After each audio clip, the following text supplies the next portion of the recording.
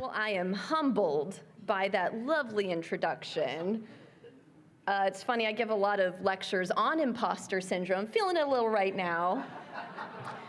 But it is so good to be here with you guys. I can't tell you how happy I am to, number one, be here with you, even though it's rainy. I think of rain as a cleansing time, especially with spring. All of the greenery, we wouldn't have that without the rain.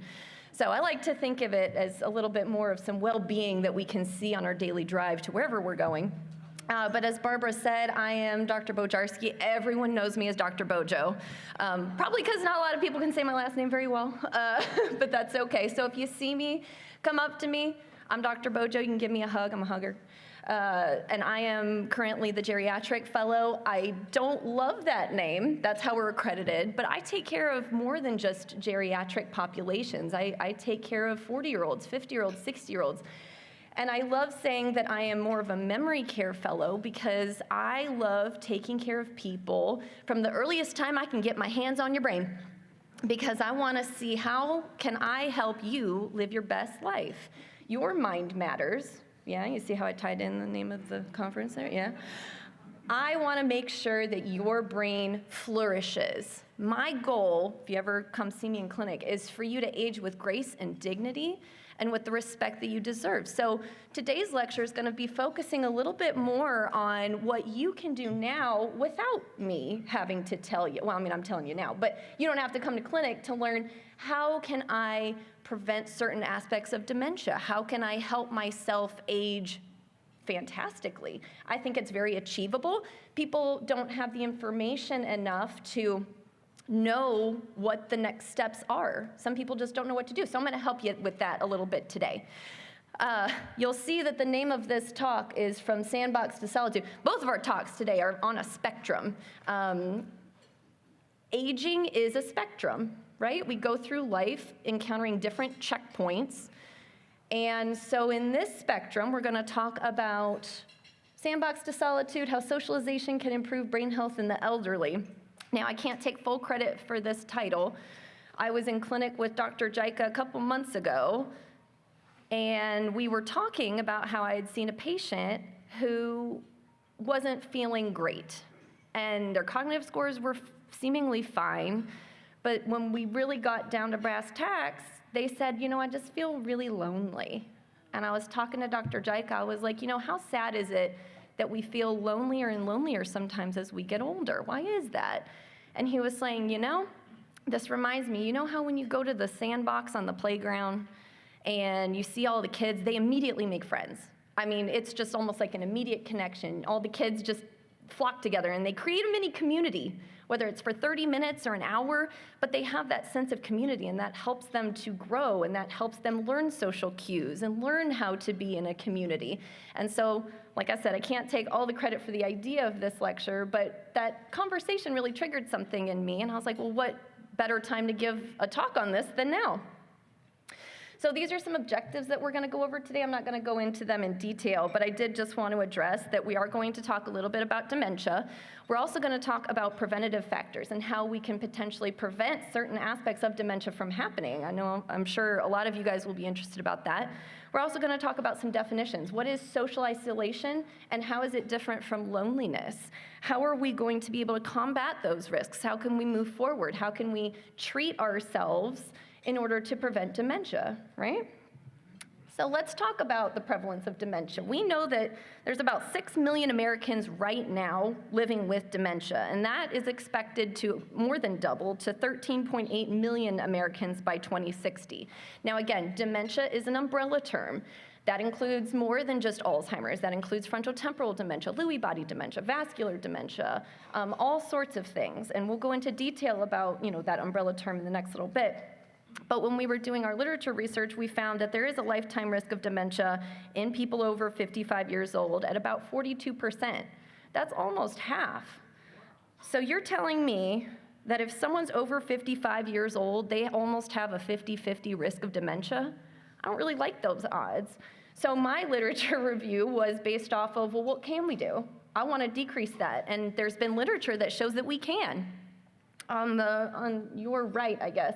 you'll see that there's the worldwide estimation of dementia, and it's going to grow even more, obviously, than here in America. So we really need to be conscientious about how we age moving forward.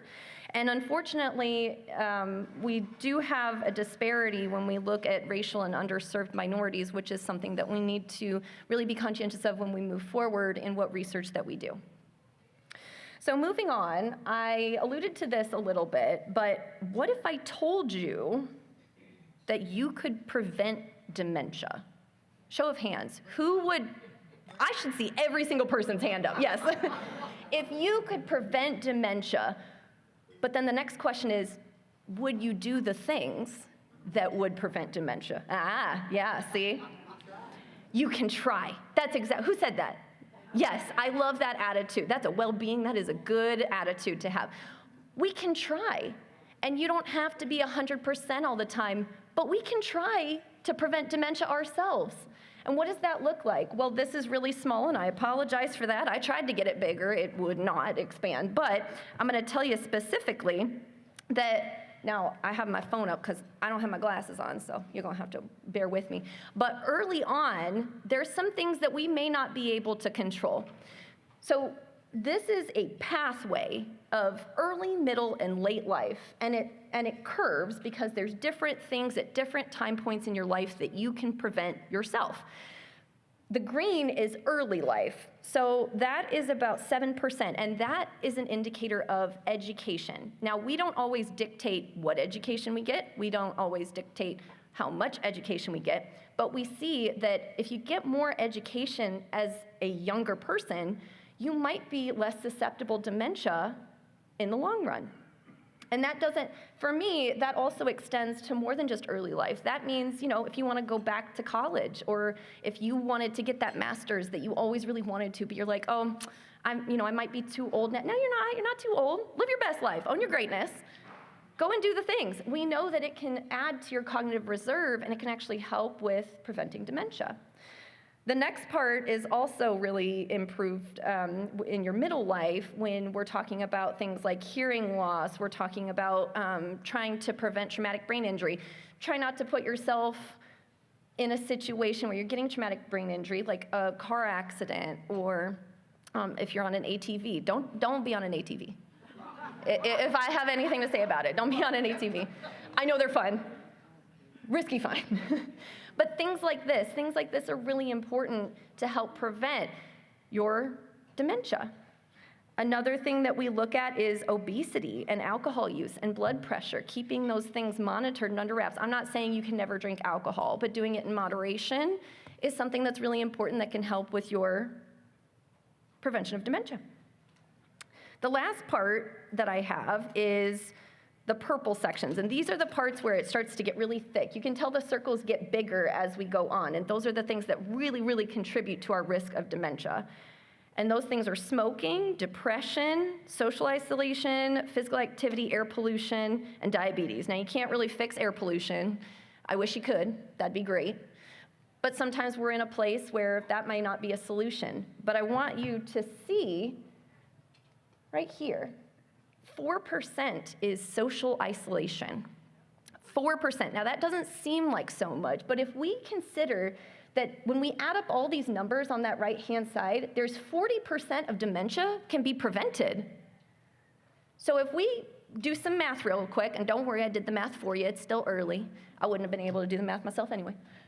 If we do 40% of preventative dementia aspects, we could treat so many more people. From the 6 million, even if 4% of reduction in dementia prevalence was just from social isolation and loneliness, if we could improve that, we would treat 250,000 people.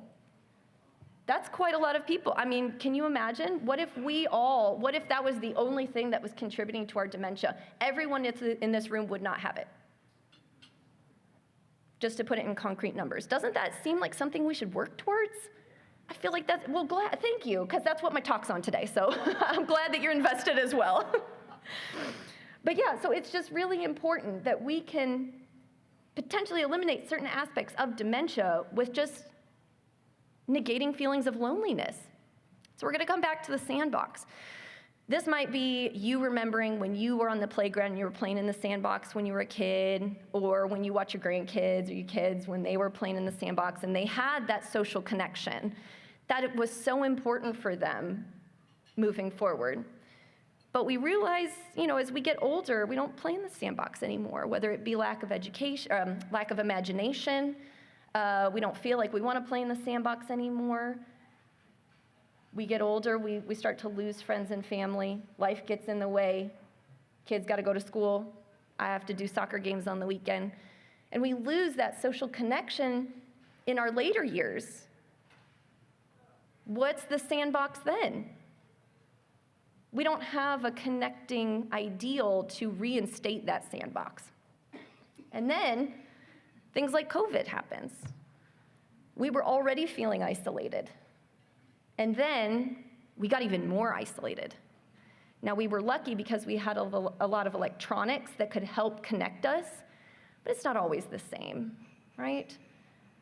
So we did some research and we found that before, we had about 20.7% of people who felt lonely.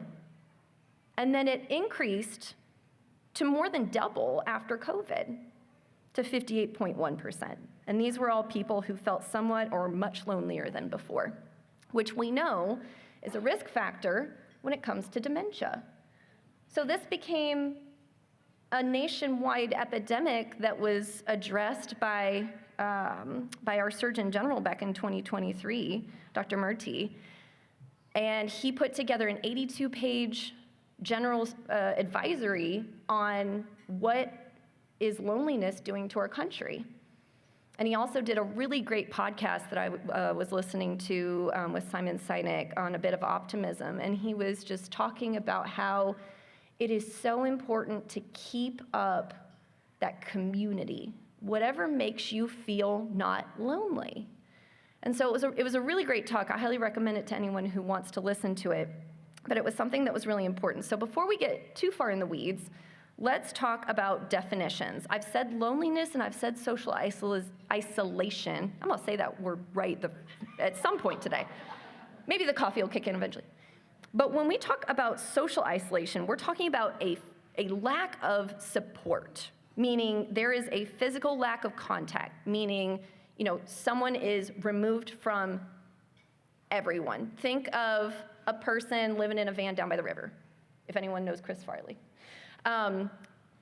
You are isolated physically. There's no one interacting with you. Loneliness is that feeling of being lonely, that feeling of not having any contact, okay?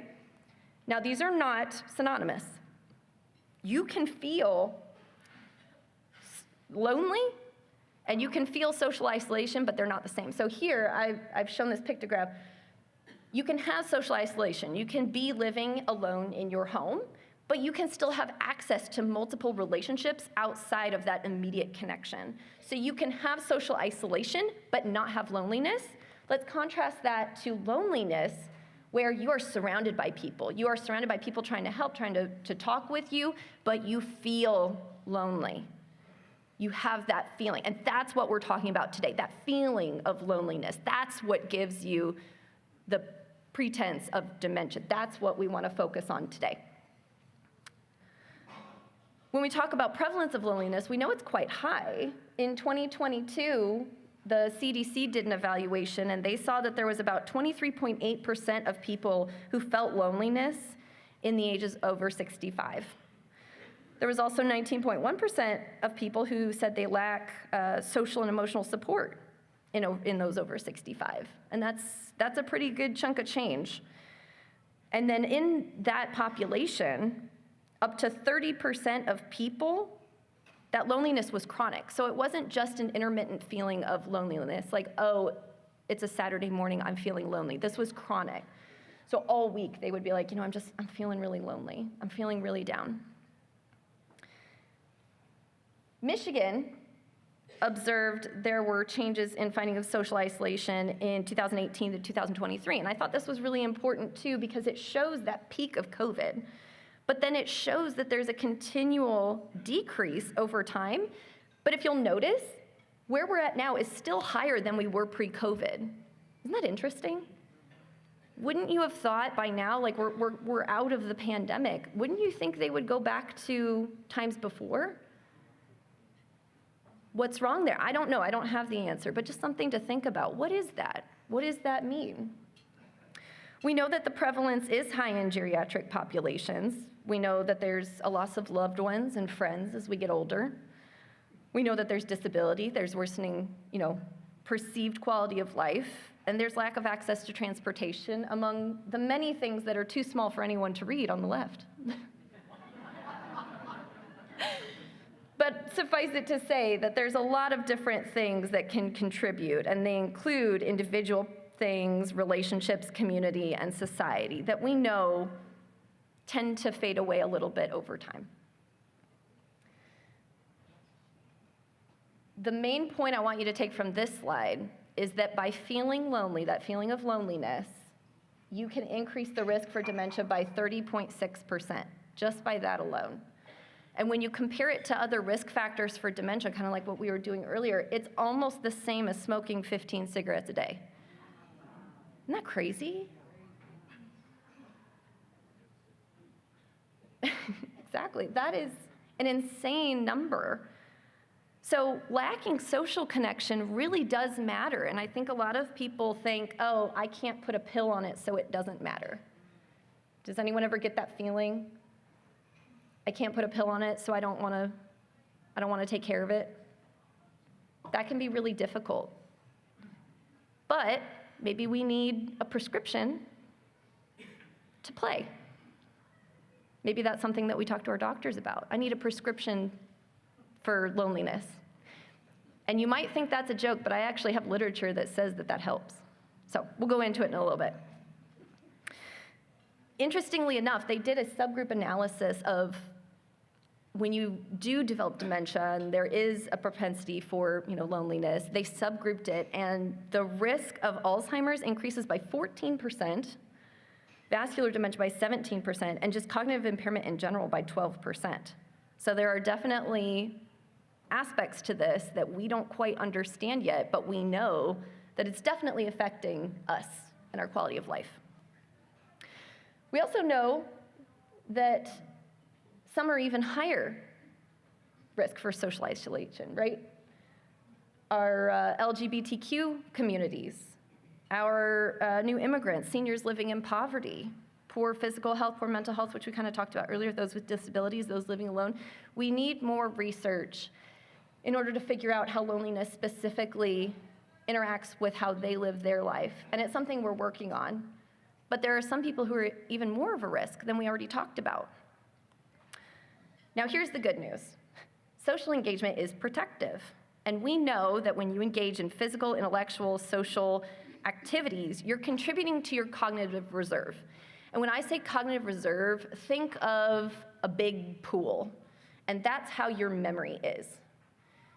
You're swimming around your pool, everything's fine. When you do yoga every week, when you go to a spiritual-based activity like church or book club, you're filling that pool with more and more water so that if we ever had a drought, you would have plenty of water to swim in. So think of cognitive reserve as filling your tank, right? What helps you feel better? It's stuff like what we're going to be talking about in the next little bit. And we know that cognitive stimulation can be really, really helpful for those with mild to moderate dementia. Having structure, having mental stimulation is so important for helping with day-to-day life and quality of life. So something very important. So how do we improve social connectedness? Well, the good thing is most of y'all are already connected on the internet, and that's a pretty great way to connect. Over 75% of y'all, those over 65, are using the internet, so why not use it? If anything, using the internet to schedule for an in-person community event, kind of like what we're doing here.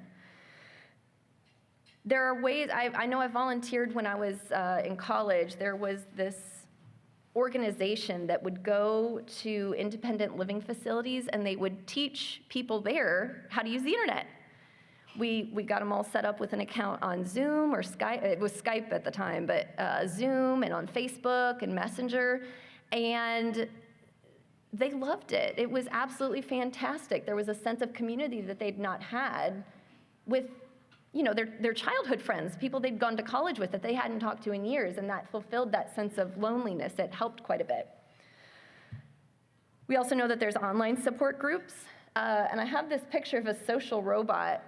Apparently now, AI has gotten so creative that you can actually purchase a robot who interacts with you on a day-to-day basis. That's like a grandkid you don't have to feed. You don't gotta take them to the park.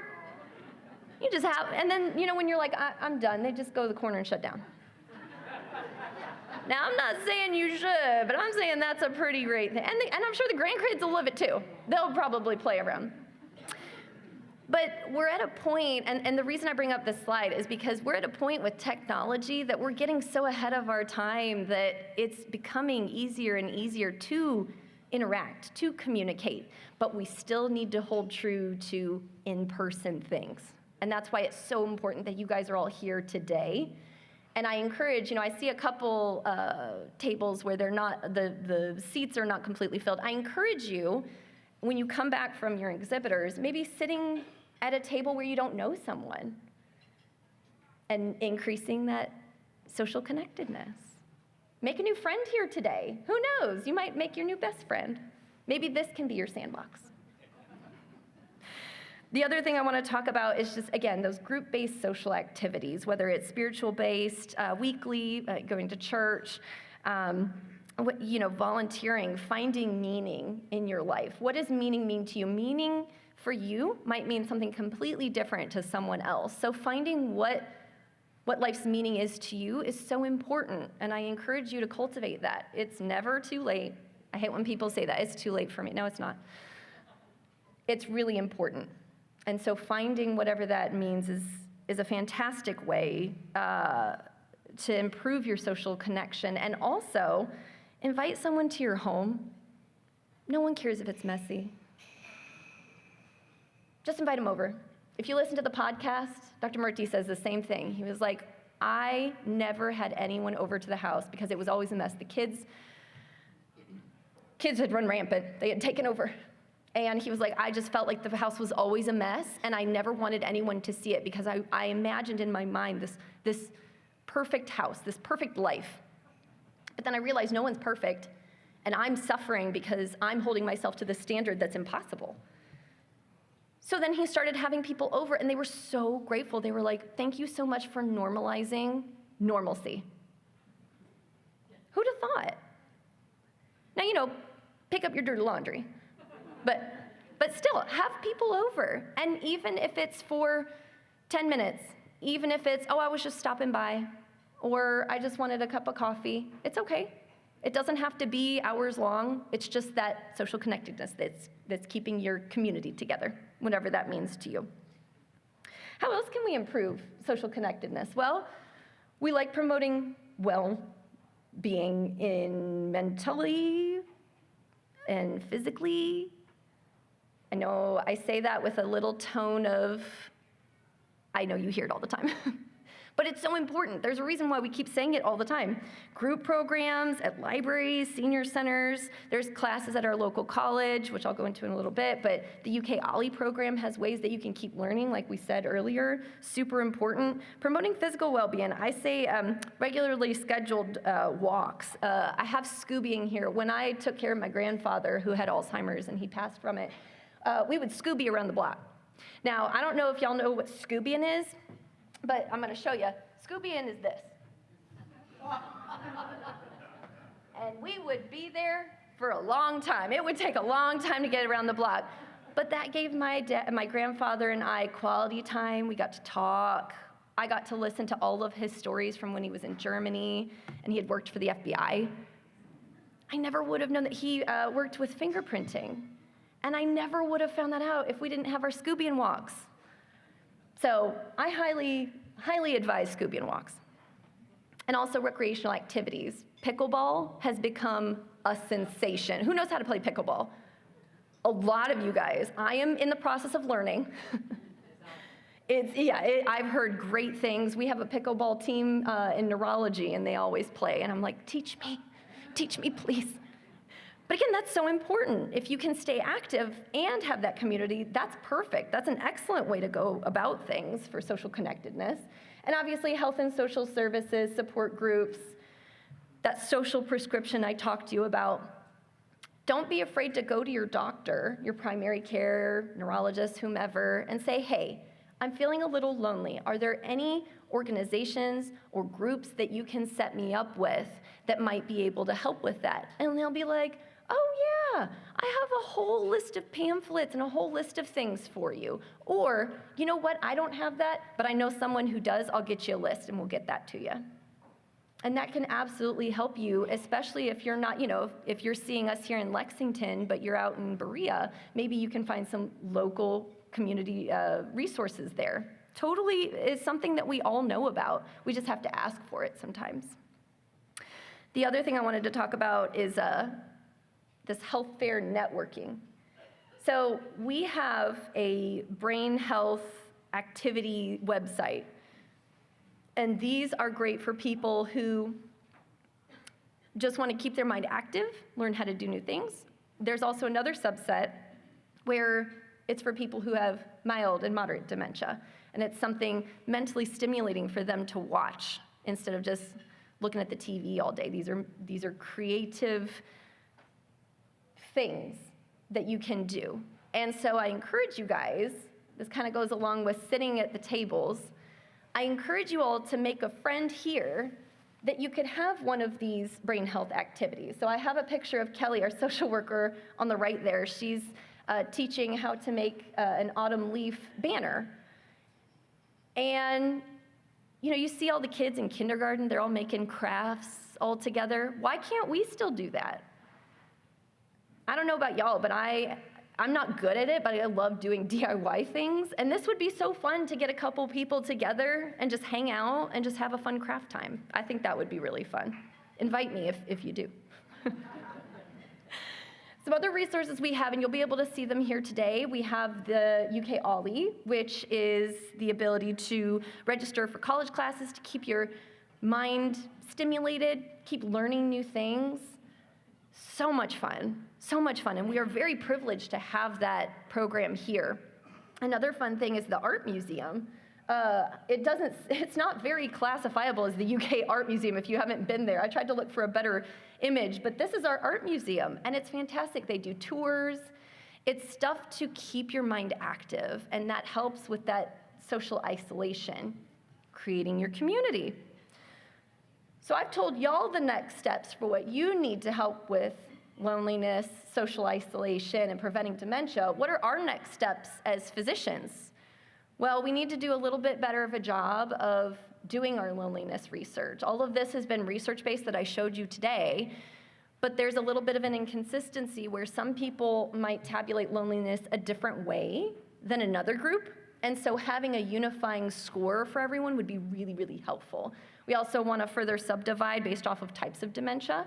Does social isolation create more of one dementia than the other? We have a correlation now, but we don't have a lot of randomized control trials, which means we create a curriculum to prevent your social isolation, and this is what happens. A lot of this is just correlation. So we don't have a cause necessarily, and that's why it's important that we continue to do research moving forward. So we are going to come back to the sandbox. What if our imagination continued as we aged? Some people tell me, I just don't feel playful anymore. My back hurts. I've got neuropathy. I can't move. It's not fun to get around. I might suggest you don't have to get around. You can sit right there and you can make a banner with your friends. We do paint and wine every year at the American Academy of Neurology. I don't talk to any of the people I'm sitting with, but we all are just there and painting together. And that's so much fun. Even if I'm not meeting them, even if I'm not talking to them, just being together with people, for me, that helps with any loneliness I might have. So finding what is meaningful in your life, that helps with your loneliness, whatever fills your tank, is really, really helpful to identify now so that you can make strides to help it moving forward. I, as a joke, went and Googled Sandbox and the elderly just to see what would come up. And I found this: intergenerational play spaces, where they have actually orchestrated a combination playground that is suited for both toddlers, adolescents, and those over 65. It requires different padding, making sure when people fall that it's not as harmful. But these exist. And what's even more fascinating is that they all comment on how much better they feel. And there's places, not as much in America, but overseas, where they already have independent living where kids come in, kindergartners come in, and they do crafts together. How great would that be if we had something like that that was so commonplace it was a norm? That sounds really cool. I don't know if this will play. Can y'all see if you can play this in the back? Do you mind trying to play this? I don't know if it's going to play the sound, but this is basically a video talking about those sandboxes, and I want you to hear what they have to say, because I think it comes better from them than from me.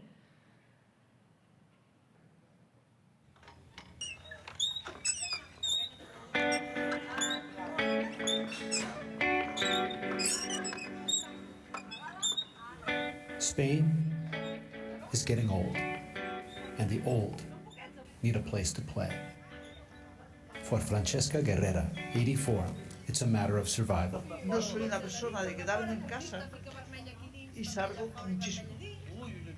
Porque si te quedas en casa te pasa el tiempo criticando a los hijos, ¿eh? Es muy social, eso es una de las partes muy importantes, porque queríamos un poco romper la barrera de la gente mayor que acompaña al nieto al parque, se sienta en el banco, él juega al nieto y me voy para casa. Y aquí un niño también tiene sus elementos para poder disfrutar, es un buen elemento para hacer una cohesión familiar e intergeneracional. Pues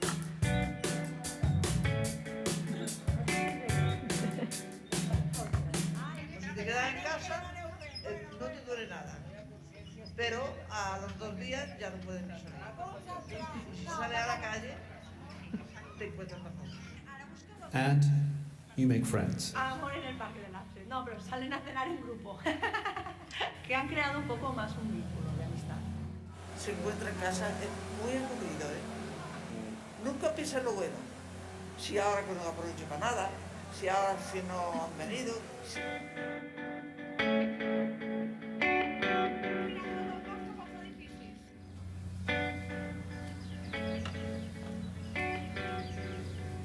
She's Scoobying.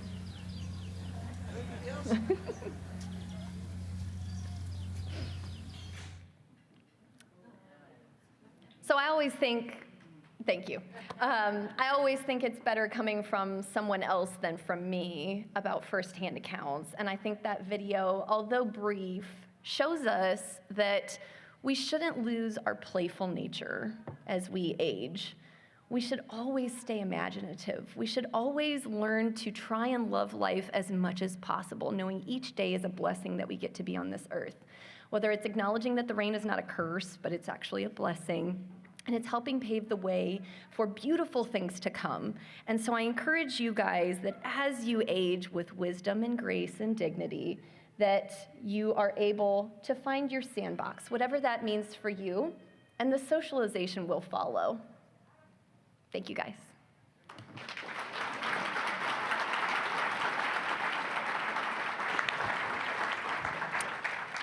Now I know we talked about a lot, so now's the Q&A session. I know there's probably going to be a lot of questions. And I have a mic for people in the back that might not be able to yell like I can. Go ahead. Yeah. I just wondered if you could give information Go ahead. on the podcast that you referred to by Dr. Mertz. Yes, it is A Bit of Optimism is the name of the podcast by Simon Sinek. It's S-I-N-E-K. And if you type in that, and then Dr. Murty, M-U-R-T-H-Y, I believe, is his, M-U-R-T-H-Y is, I believe, how. You can also Google it, and it should pop up, but it's an excellent one. He does, he did a very good job at his Surgeon General advisory. I read through it to prepare for this lecture. It is very well done. It is very understandable, pretty easy read, and it shows the research that's been done in a concise setting. Excellent question. All right, I think we've got a question over here.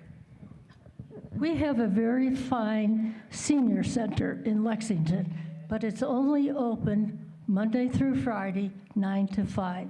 It's closed every evening and every weekend. And we can't seem to convince the mayor, to spend some money to keep it open so we could go and visit, have coffee. That would help with loneliness. Because I think you're right, yeah. There's no place for us to go in Lexington.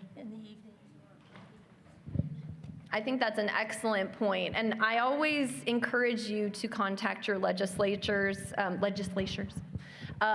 If it means that much to you, having people come together, sign a petition, and asking. Sometimes there's not a feasible answer, but there's other things that can be done to supplant that. So I do still encourage, even having, the 8 to 5 time for the center, there's still things that you can do at home that obviously won't be as expansive as the senior center, but can still be helpful, especially when you consider it all added up over time.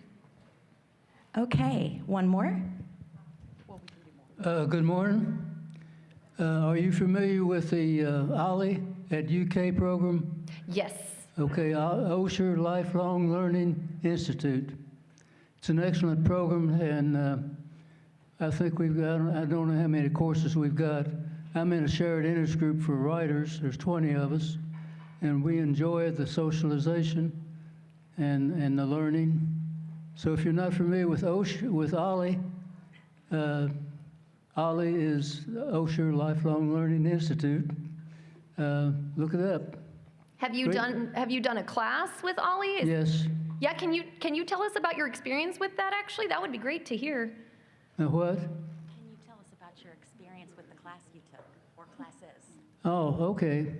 Experience with classes is, I have pretty much focused in the, we have a group called Shared Interest Group, and I'm in a shared interest group for writers.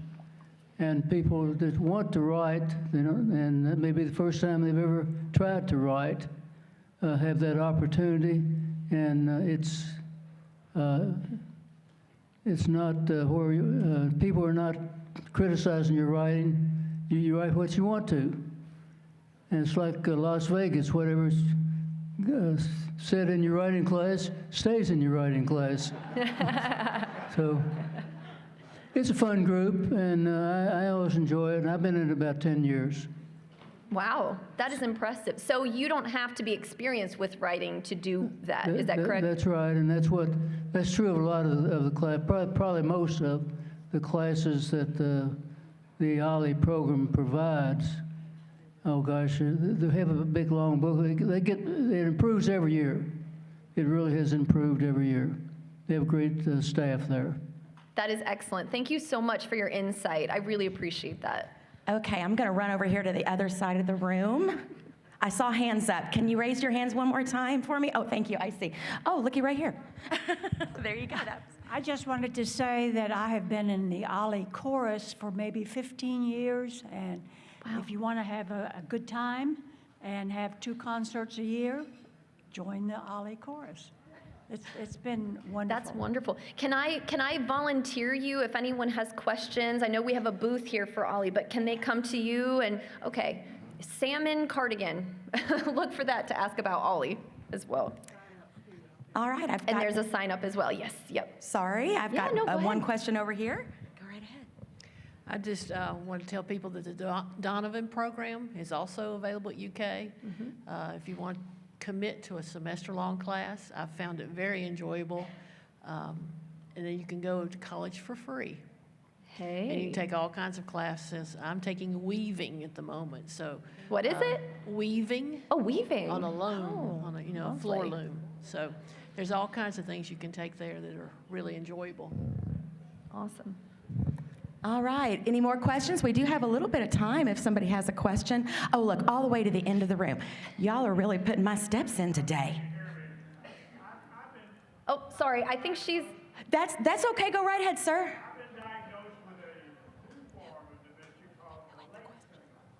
yes, sir. Mhm.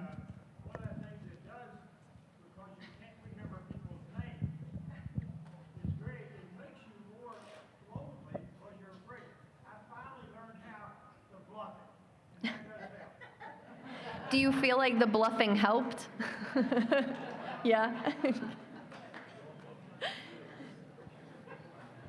I'm all for bluffing, sir. What do they say, fake it till you make it? There you go. Absolutely. You're just using your resources wisely, I think. I just wanted to put in a plug for the UK Extension offices. One exists in every county in the state of Kentucky, and you can find lots of things to do at the Extension office. Usually there are garden clubs. I'm from Madison County, and we have card making and scrapbooking. We've got gardening, sewing, quilting, all kinds of things to do. It's a great place to continue learning. Awesome, thank you. And one note as I walk to the next question, we have Ollie as an exhibitor out in the hallway, and the Extension office is also here as well. So if you all have any questions, if you want to ask about programs, please feel free to contact or get with the people in the hallway, and they'll be able to help you make more social connections.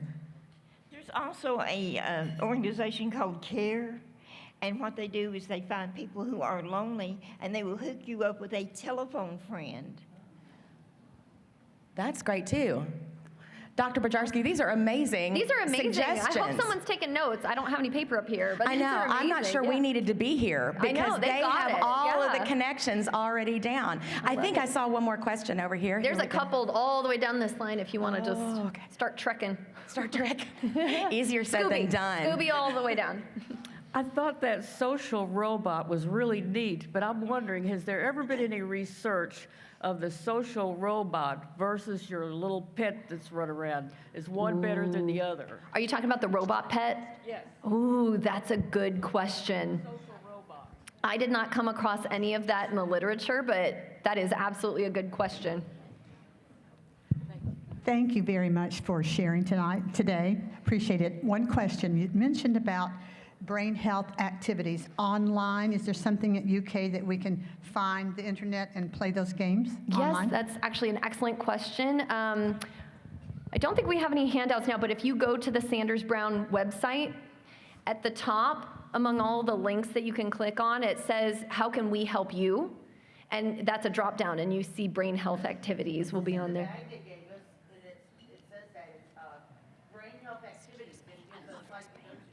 Well, they've already gone ahead of me. That's it. Apparently it's in your bag. But yeah, if you can Google that, it's a lot of YouTube activities, YouTube like cooking shows, creativity, like arts and crafts things as well. How do you deal with loneliness? I got all of you. Aww. No, I'll get right with you. I'm gonna try and not get emotional, but I have met the most amazing people during my fellowship year at Sanders Brown. It has been truly remarkable how much they care about the patients and the participants we see, whether it be in research, whether it be in the clinic. They truly have become a second family to me, and that is really how I've helped with the loneliness. Obviously, my husband and my dog, but I most of the time, from my standpoint, I'm at work, right? Most of your time spent working. Having that work family is so important, and I know I can go to literally anyone in the center and say I'm having a bad day, and they'll give me a hug, and they'll hear me out, even if they're so busy, and they really don't have time, and I probably don't have either. I don't have time to be lonely, but it's a truly remarkable thing once you have your people to really stick with those people for those bad days. On your different listings of different things, I didn't hear you mention anything about pet ownership, a cat or a dog. Doesn't that go a long ways to giving you a sense of purpose that this animal depends on you? Yes, and I did not specifically look at that in the literature, but based off of what my patients tell me, they always come to me and they say, you know, my daughter got me a dog or a cat, and having that has given me purpose, and I feel less lonely. I don't know what the statistics are. I don't think there's been a lot of research from that specifically. Just, again, socialization research is fairly new, but that is a great, great, great insight, and I did not put that on there, but that is another excellent point. I'm pro-dog. I'm allergic to cats, that's why. All right. How you feeling? You still up for some more yeah, questions? absolutely. All right. I would like to make a suggestion that if there's anybody in the room that has the influence with our government, that we ask them to build adult playgrounds, because we have a new tax, and let's get our adult playground sandboxes. I think that's an excellent idea. If you Google, I won't walk away. If you Google what I Googled, an elderly sandbox, there's an AARP, there's a blog, and it has a how to set up this playground in your city. And there's actually like a page that you can print out and give to your legislators and your mayor, and it tells you, like, this is what we're asking for, this is how much it might cost, this is who's going to use it, you know, and that can really help make the business case, because it's not nothing. I mean, it is certainly, but there's a lot of times where there's a lot of plots of land that are unusable for businesses, and people think that by creating a park from that, it's more expensive for nothing. So creating that business plan and using that piece of paper to say, hey, no, this is actually gonna help a lot with, you know, your city, people could really, really use that. So excellent point, and they do have that. I think, yeah, like I said, the AARP has a guideline for that. And Alex, I'm gonna call you out in the back. Did I hear you earlier say that Solitude Park has an integrated space? They have that kind of swing that was shown. The human built a senior center out there too. Oh. Okay. So it sounds like an intergenerational play space that we were talking about. Okay, that's great. Solitude Park. Oh, wonderful. Oh, okay, the new senior center's gonna be at Solitude Park? Okay. Well, I'm not going to say it's good for you. I can't say that, but everything in moderation. There were some studies that showed like 1 glass of wine a night can help with heart disease, but it does predispose you to other conditions. So I'm not going to say it's good for you to drink alcohol, so I'm not going to comment on that, but everything in moderation. Yes. Okay. This is to expand on your senior citizens, your hours. Will probably have to do with staffing. And every year, if you don't know now, talking about the government decides what grants they are going to give in April. I just saw it posted in the newspaper, 2 more lanes of bicycle lanes, you know, all of this. I applied for a grant when they messed up my parking lot. And I said, you all messed up the parking lot, I need for you to fix it. So they gave me papers to fill out. You can fill out those papers and request those grants. And I think we need to have staffing so they're not just 9 to 5. We are awake 10 to midnight, you know. Yeah. Yeah, that sleep cycle doesn't change itself, you know. I am John Burkhart, way down in Corbin, Kentucky, and I've been in the program here, I guess, 16 years, and I'm 92. And I guess I didn't realize it, but I have established my own playground. I raise about 3,000 or 4,000 ears of corn every summer, and I have about an acre of grass and lawn. I'm kind of obsessed with shrubbery and planting and all that sort of thing, and I raise chickens. And anyway, so I'm really a dirty old man, if you're ever. So anyway, but I'm going to tell you something. I'm having more fun now than ever. I taught. I'm a professor of psychology, and had a postdoc just in relationship therapy from University of Pennsylvania. I graduated from Ohio State. Anyway, and I taught psychology for some 30 years. So anyway, I've been around, and I have had a lot of fun. I'm involved with 2 Rotary clubs and two other social organizations. I'm busy. I'm dirty, and I'm also busy. So anyway, I have a full life. In terms of involved with activities and one thing and another. And I think that the idea of being involved with people, but perhaps I'm also a priest with the Anglican Church, and I spend 3 to 4 hours a day alone. And I read, I pray, and I write. I've got a couple of books ready to print. And I believe in God, and I spend time with Him, and I think that gives me a lot of jet propulsion or whatever. I feel a lot of energy and a lot of happiness, and I'm with people a lot. And anyway, this time of our life, 92, and I'm having a great time. And I think we have a positive attitude. Who am I? Mm-hmm. Where am I? I've lived long enough to know how to live. and so I think we just need to get with it. I'm going to quote you on that. I've lived long enough to know how to live. I like that.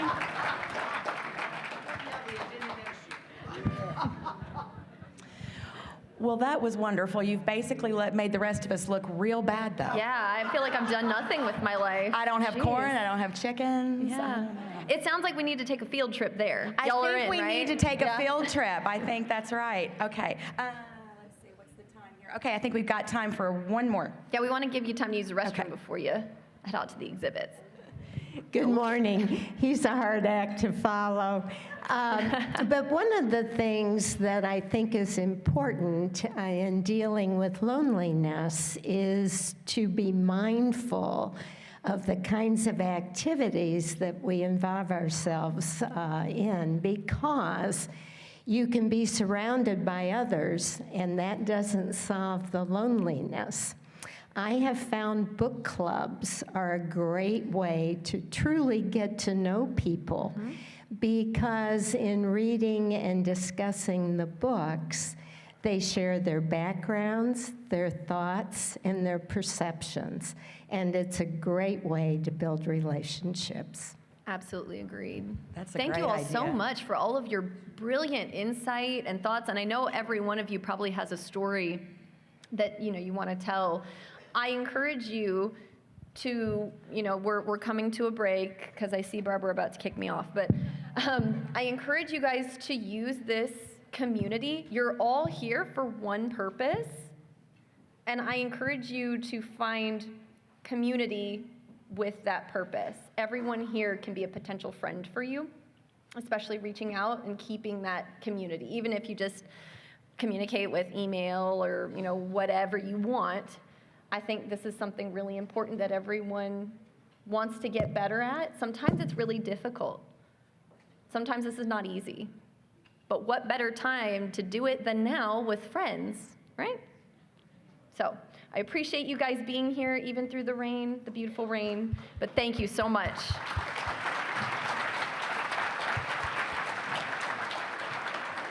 Thank you, Dr. Bojarski. See, this is why we love her so much. So the theme of this year is embracing healthy brain aging, and one of the ways we're going to do that is all socialize, and we're going to walk around and look at all the exhibits. But also, if you'd like to come back in and rest a little bit at your table with some of your friends, we'll have a PowerPoint slide that's going to be rolling with lots of fun games and trivia and questions that you can have fun with people at your table. So have fun. We'll see you back in here a little before 12 because Dr. Jaika will be starting then. Thank you, guys. And if anyone has any questions, find someone like me with a blue Sanders Brown t-shirt. We'll be here to answer any questions you have.